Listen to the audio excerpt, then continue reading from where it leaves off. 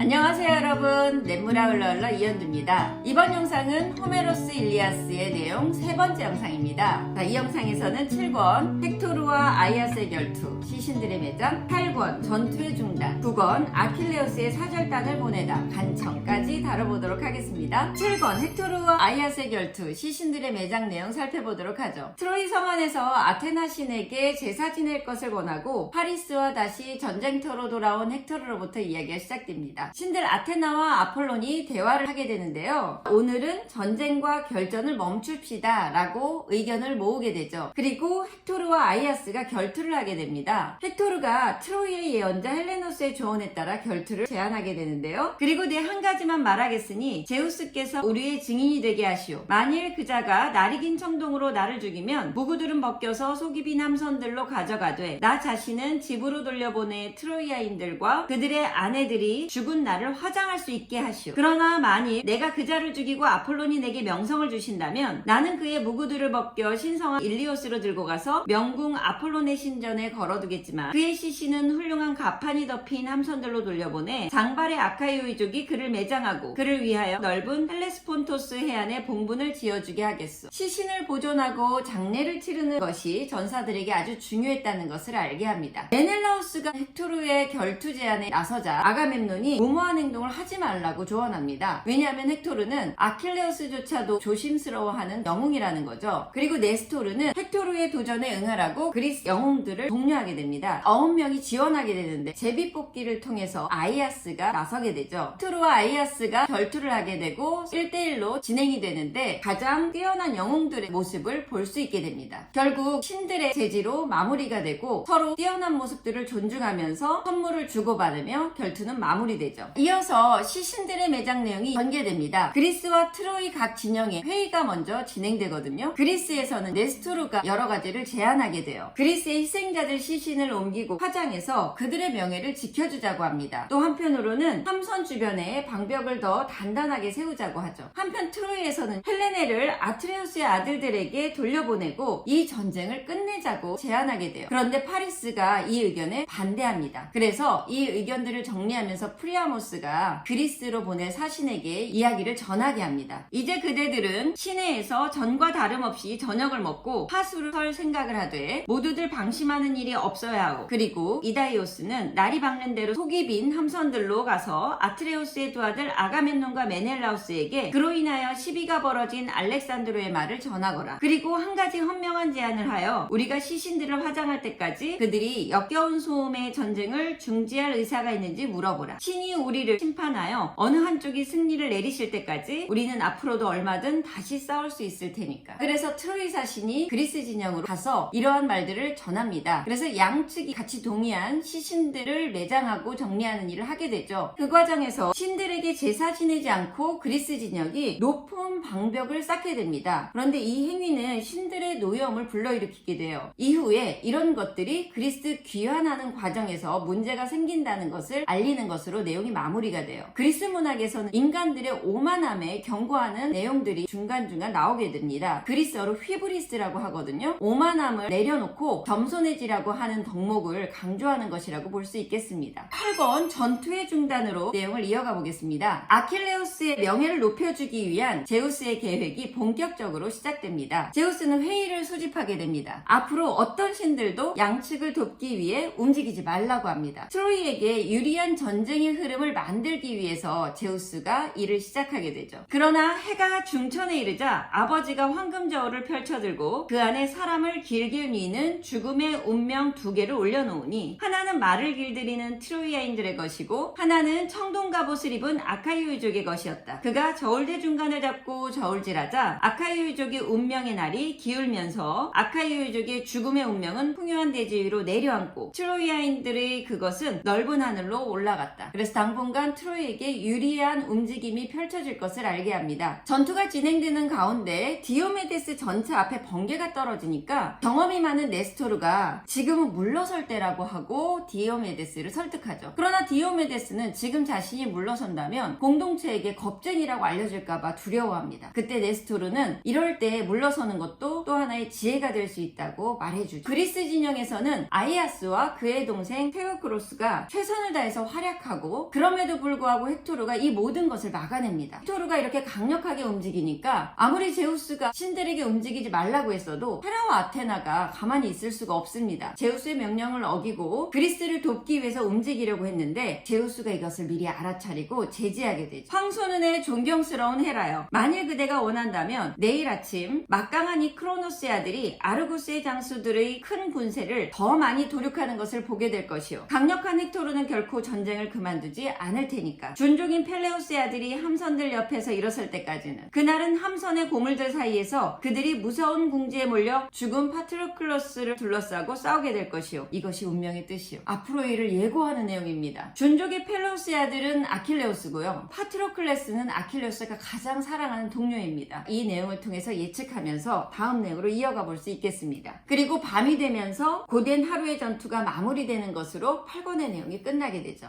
그리고 이어지는 내용은 9권 아킬레우스에게 사절단을 보내다와 간청입니다. 그리스 진영에서 회의가 진행되죠. 아가멤논이 소집한 겁니다. 제우스가 자신에게 거짓 꿈을 보낸 것을 이제야 알게 되었다고 구성원들에게 실토하면서 이제 달아나자고 합니다. 이 말을 들은 디오메데스가 여기까지 와서 이제 달아날 수 없다, 우리는 싸우겠다고 말합니다. 그리고 이어서 네스토르가 디오메데스의 말이 맞고 아가멤논은 달아나자고 말하는 대신에 지도자로서 구성원들에게 잘 쉬고 잘 먹게 하는 것을 해야 한다고 조언합니다. 지금은 어두운 밤에 복종하기로 하고 저녁 준비를 합시다. 그리고 파수병들로 하여금 방벽 바깥쪽 깊은 호 옆에서 저마다 야영하게 합시다. 이것이 젊은이들에 대한 나의 지시요. 그리고 아트레우스의 아들이요, 그대는 앞장서시오. 그대야말로 왕중 왕이니까요. 그리고 원로들에게 잔치를 베푸시오. 그것은 당연하고 부당한 일이 아니요, 그대의 막사에는 포도주가 그득하오. 아카이오이족 함선들이 매일같이 트라케에서 넓은 바다 위로 싣고 오기 때문이지요. 그대가 많은 사람들을 다스리시니 접대는 그대가 도맡아야 할 것이요. 그리고 이어서 네스토르는 이것이 바로 우리 군사들이 죽느냐 사느냐 중요한 일이라고 말하는 것이죠. 자, 저녁을 잘 먹고 쉰 다음에 네스토르가 또 중요한 제안을 하게 됩니다. 아킬레우스에게 아가멤논이 진심으로 사과하라고 해요. 앞서서 네스토르가 아킬레우스의 명예를 훼손하지 말라고 했는데 그것을 어기고 아가멤논이 아킬레우스의 브리세스를 데리고 왔기 때문이죠. 그리고 아가멤논은 그 조언을 전적으로 따르겠다고 합니다. 자, 그래서 사절단이 구성되게 돼요. 아이아스, 오디세우스, 포이닉스입니다. 그리고 이들이 가게 되자 아킬레우스는 아주 반갑게 맞이합니다. 그래서 오디세우스는 용기를 내서 오게 된 목적에 대해서 말합니다. 아킬레우스가 없어서 그리스 함선들의 존망을 예측할 수 없게 되었다고 솔직하게 얘기해요. 그리고 아가멤논이 후회하고 있고, 그리고 아킬레우스에게 더 많은 보상을 하겠다는 것까지 내용을 전달합니다. 하지만 아킬레우스는 마음을 바꾸지 않습니다. 무엇 때문에 아트레우스의 아들은 백성들을 모아 이것으로 데려왔어? 머릿결 고운 헬레네 때문 아니었나요? 그렇다면 필멸의 인간들 중 아트레우스의 아들들만이 아내를 사랑한단 말이요? 천만에. 착하고 분별 있는 사람이라면 누구나 제 아내를 사랑하고 아끼는 법이며, 나 또한 비록 창으로 노획한 여인이긴 하지만 내 아내를 진심으로 사랑했소. 그런데 그자는 지금 내 품속에서 명예의 선물을 빼앗고 나를 속였소. 그자를 너무나 잘 알고 있는 나를 시험하지 마시오. 나를 설득하지 못할 테니 그보다 그자는 오디세우스요, 그대와 다른 왕들과 함께 타오르는 불길에서 함선들을 구할 방도를 강구해야 할 것이요. 강고하게 마음을 바꾸지 않겠다고 하자 아킬레우스와 특별한 관계를 갖고 있던 포이닉스가 간절하게 간청합니다. 그래도 아킬레우스는 마음을 바꾸지 않겠다고 하고, 포이닉스는 아킬레우스와 남고 아이아스와 오디세우스는 그리스 진영으로 돌아갑니다. 그래서 아킬레우스의 마음을 전하자 디오메데스가, 자, 이제 우리는 어쩔 수 없이 주어진 환경에서 싸울 수밖에 없다. 그러니 잘 쉬고 다음날을 준비하자고 합니다. 이렇게 9권까지의 내용이 끝납니다. 7, 8, 9권의 내용을 살펴보면 우리의 하루를 살펴보는 것과 같습니다. 우리도 아침이 시작되면 하루의 일과를 시작하고 저녁이 되면 그날의 일을 마무리해야 합니다. 그리고 저녁에는 다음날의 걱정을 하는 대신에 잘 먹고 잘 쉬어야 하죠. 그리고 다음날 아무것도 바뀌지 않은 상황에서도 주어진 상황에서 최선을 다해서 하루를 또 보내야 합니다. 이어지는 다음 영상을 통해서도 이런 하루하루가 이어질 것을 예측하시면서 내용을 읽어 나가시면 좋겠습니다. 저는 여기까지 냇물아 흘러 흘러 이현주였습니다.